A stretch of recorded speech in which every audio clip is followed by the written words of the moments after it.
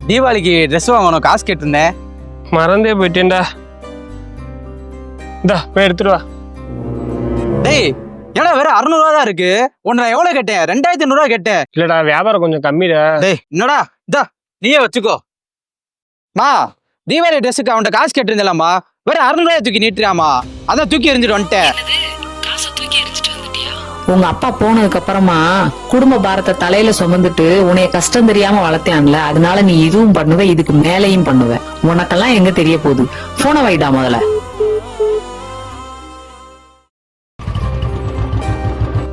அண்ணே சொல்றா என்ன காசை தூக்கி போட்டு போன? அம்மாட்ட காசு வாங்கி வாங்கினியா?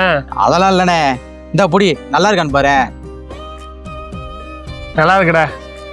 சரி போ வீட்டுல வை. அண்ணே உனக்கு தானே, உன் சூழ்நிலை தெரியாம ஏதோ பேசிட்டு போயிட்டேனே, நான் மன்னிச்சிருந்தேன்.